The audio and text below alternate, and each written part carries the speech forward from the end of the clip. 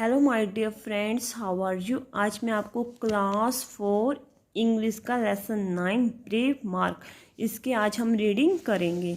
तो यहाँ देखिए, during the Second World War, Second युद्ध के दौरान France and Germany were at a वार।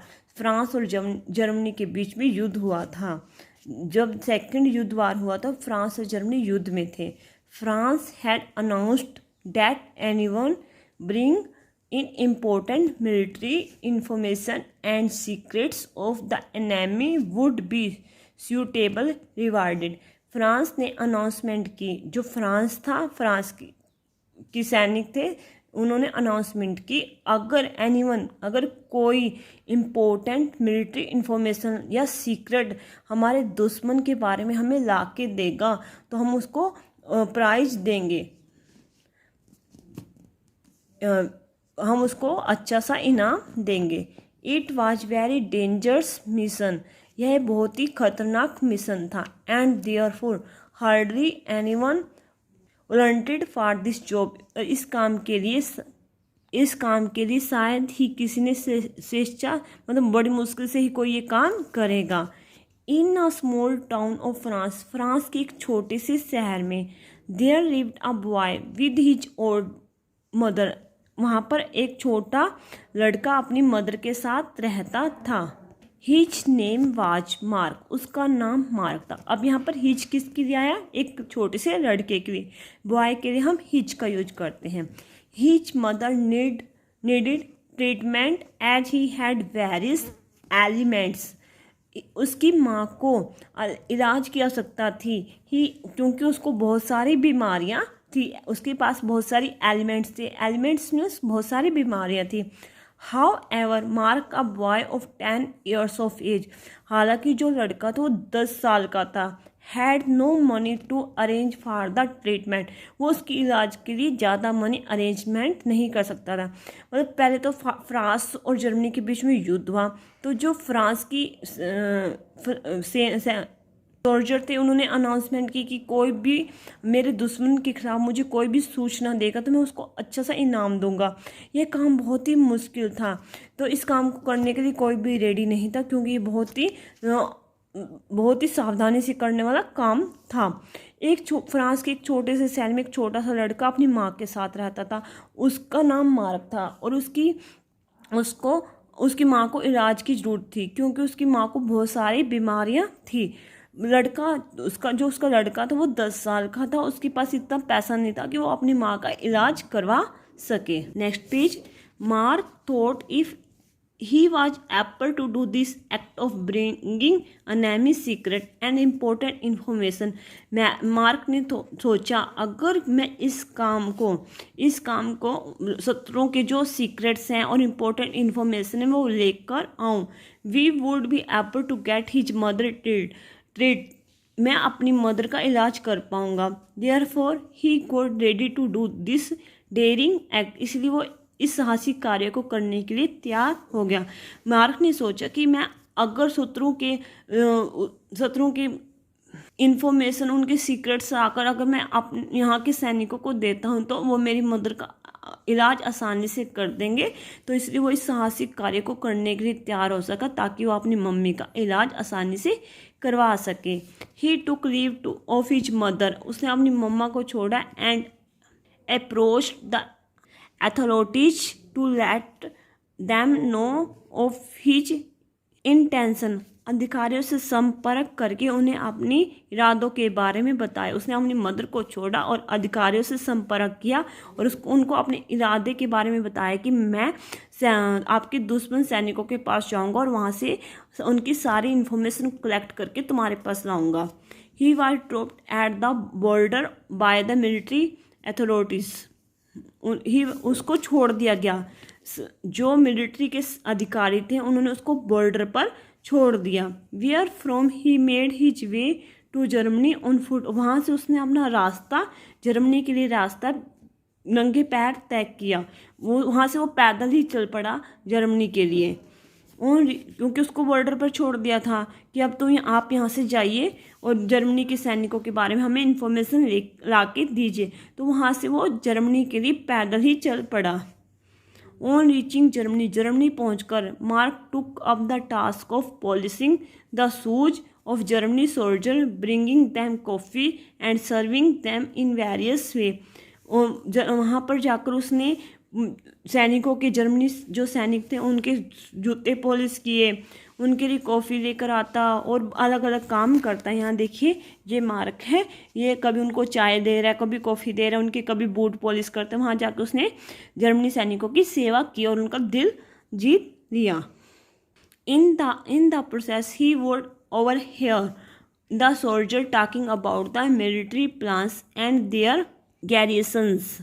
इन सब में जब वो उनकी सेवा करता था, उसने जर्मनी सैनिकों को बातचीत करते हुए सुना, उनके मिलिट्री प्लान्स को सुने, उनकी चौकियों के बारे में सुना कि कहाँ कहाँ उनकी चौकियाँ हैं। They are pointed to next attack, और उन्होंने कहाँ पर नेक्स्ट अटैक करना है, एंड सच अदर थिंग्स, और अधिक बहुत सारी चीज़ें उनके बारे में सुनी कि उन्होंने दुश्मनों को मारने के लिए क्या क्या प्लानिंग की है, कहाँ कहाँ उन्होंने अपनी चौकियाँ बनाई हैं, क्या क्या उनके प्लान्स हैं। उसने इन सब चीज़ों की इंफॉर्मेशन कलेक्ट की।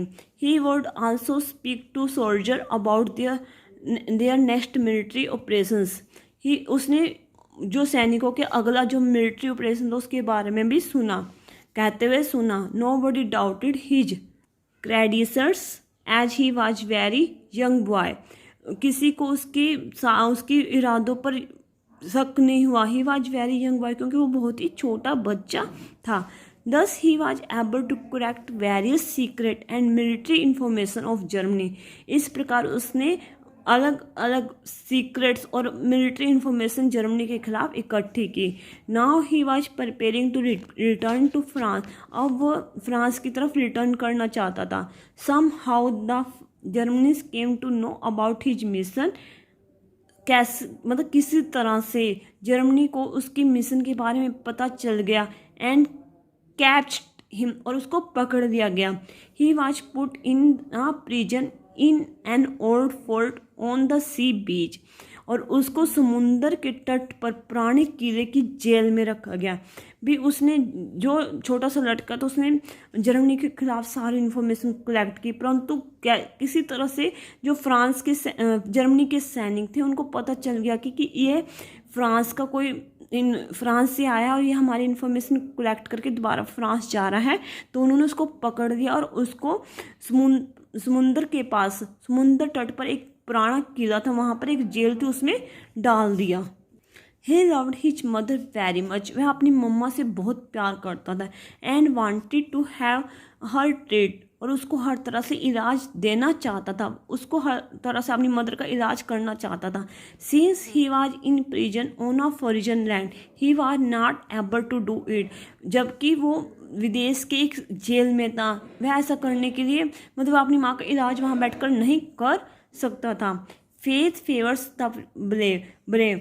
भाग्य ने बहादुर का साथ दिया। One day he saw a wooden flank floating in the sea on the beach head. एक दिन उसने लकड़ी का तख्ता समुद्र के बीच पर तैरता हुआ देखा। The sea side of the fort was not guarded.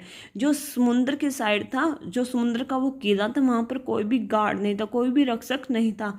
He brought in the wooden plank dragging into his prison, और उसने उसको घसीटते हुए, जो लकड़ी का तख्ता था उसको घसीटा और अपने जेल में ले आया। He had a small knife in his shoes. उसकी जो चाकू था उसमें एक छोटा सा चाकू था, जो उसके जूते थे उसमें एक छोटा सा चाकू था। He worked to give the flank the shape of a small boat. उसने लकड़ी के तख्ते को एक छोटी बोट बना दी। और ही लेबर्ड हार्ड फॉर 3 days, और उसने उसके लिए 3 दिन कंटिन्यू मेहनत की। At last he was able to give the flank a shape somewhat that of boat. अंत में वह उसको लकड़ी के तख्ते को एक बोट का रूप देने में तैयार हो गया। जो लकड़ी का तख्ता था, जो पानी पे तैर रहा था समुद्र में, उसने उसको घसीट के सबसे पहले तो अपनी जेल में लेके आया, फिर उसने उसके लिए 3 दिन लगातार मेहनत की और उसको एक छोटी सी बोट का रूप दे दिया। एट नाइट, रात को, फ्रॉम हिज प्रिजन रूम, उसके जो जेल का कमरा था, which was adjoining the sea, जो कि समुंदर से जुड़ा हुआ था। He he threw the boat into the sea, और उसने अपनी बोट को समुद्र में फेंका, जो उसकी छोटी सी बोट बनाई थी उसने लकड़ी के तख्ते से उसको समुद्र में फेंका, and then jump down into the water, और वो खुद भी वाटर में कूद गया। However the guards not alerted, however मतलब जो गार्ड थे वो अलर्ट हो गए। They imprisoned him once again, उन्होंने उसको दोबारा से बंदी बना लिया। The guards took him to the officer of the prison house, और जो गार्ड थे वो उसको ऑफिसर के पास ले गए। द ऑफिसर आस्क, ऑफिसर ने पूछा, where did you wish to go on this small boat, तुम्हारी इस छोटी सी बोट में कहाँ जाने की इच्छा है। I have many ailing old mother in France, मेरी अपनी माँ से मिलने की इच्छा है जो कि फ्रांस में है। If I don't reach there, अगर मैं वहाँ नहीं पहुँचा, सी वुड डाई, वो मर जाएगी। विदाउट अ ट्रीटमेंट, बिना इलाज के मेरी माँ मर जाएगी। जो छोटा सा लड़का तो उसने बोट में जाकर मतलब छोटी सी बोट बनाई, उसको समुद्र में फेंक दिया, फिर वो उसमें जाने के लिए फ्रांस जाने के लिए तैयार था। परंतु कैसे ही सैनिकों को पता चल गया कि यह लड़का भाग रहा है, तो उन्होंने उसको पकड़ दिया और दोबारा से जेल में डाल दिया और उसको वहाँ ऑफिसर के पास ले गए। तो वहाँ पर ऑफिसर ने उससे कई क्वेश्चन पूछे कि तुम इस छोटी सी बोट में क्यों जाना चाहते हो। तो लड़के ने कहा, मैं अपनी माँ से मिलना चाहता हूँ क्योंकि मैं अपनी माँ से बहुत प्यार करता हूँ, वो बीमार है, उनको मेरे इलाज की ज़रूरत है, बिना इलाज के वो मर जाएगी। Sad mark. आगे देखिए, are you not afraid of crossing this mighty ocean with his small boat, क्या तुम इस छोटे से